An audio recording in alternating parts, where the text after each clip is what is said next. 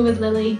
Today we're going to have a little bit of a chat about meditation. So I'm going to be doing a series of talks in which I talk a little bit to you about mindful living, mindfulness, meditation, the difference between those things.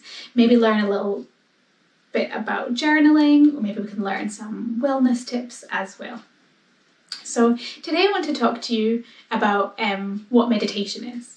So usually when I sit down with a group of teens at school, one of the first questions is, what is meditation really?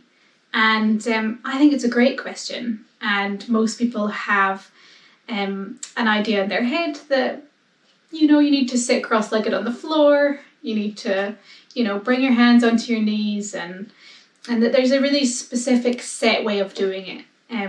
But actually, meditation is something far more simple than that. It doesn't matter how it looks when you do it, it doesn't really matter where you do it. It's really about what's going on inside of your head. And the best way to explain meditation is usually to talk about the fact that you can't meditate wrong. There is no wrong way to meditate. I usually start with saying that.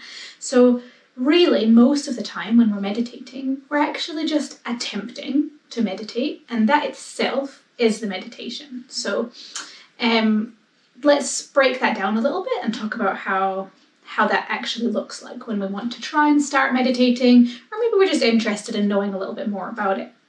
So meditation is defined as focusing one's mind for a period of time in silence. So focus. Meditation is sitting down and focusing on something.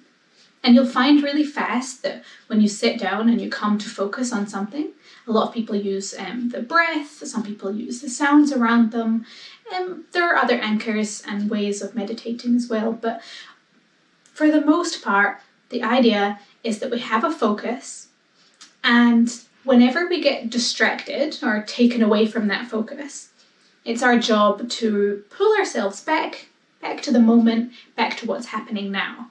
So really, even if we sit down to meditate and we have 100 thoughts in 5 minutes, definitely that can happen. Every time that we get distracted and we pull ourselves back towards our focus or our anchor, then actually we're just strengthening our ability to be with our focus, to be better at holding focus at one point in time. And some people talk about the fact that for them, maybe meditation gets easier over time, or eventually you're going to find a different state or a different place. And I think that's really not something that you need to look at as a goal or a process. For me, there'll be days where I sit down for those 5 minutes and I have 100 thoughts, and every time I pull myself back and I can think of them. And there'll be days where I sit down and I feel really at peace and I'm able to stay fully focused. So I don't think that there's a progression in which it gets easier or maybe you get better at it. I actually think it's just a practice. So every day, regardless of what's going on, we sit down for 5 or 10 minutes and we allow ourselves to bring ourselves back, to focus on whatever anchor works for us. Most people enjoy just having a simple focus on the breath, and that really works well for them. The idea is that in order to calm the mind, we need to begin by sitting with its untamed nature. And we can expect the mind to be incredibly easily distracted and restless. And for a long time, and like I said, potentially always it's going to be like that.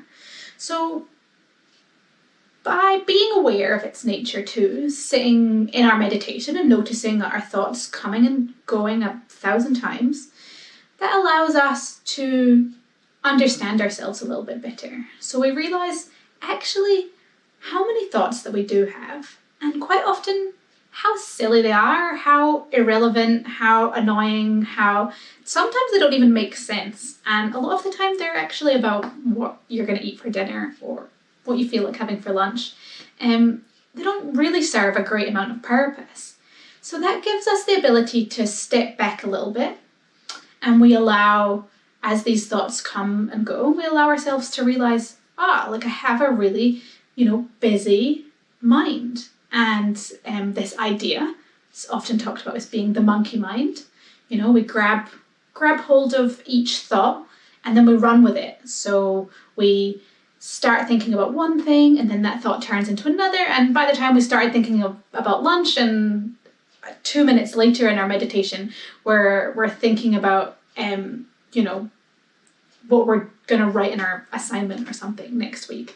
Our thoughts are progressive and they just kind of like a spiral, they keep going. And our ability to just notice and catch them, just bring ourselves back to what's happening, can be really helpful. So basically, the moment you realize you're lost in thought, that's awareness.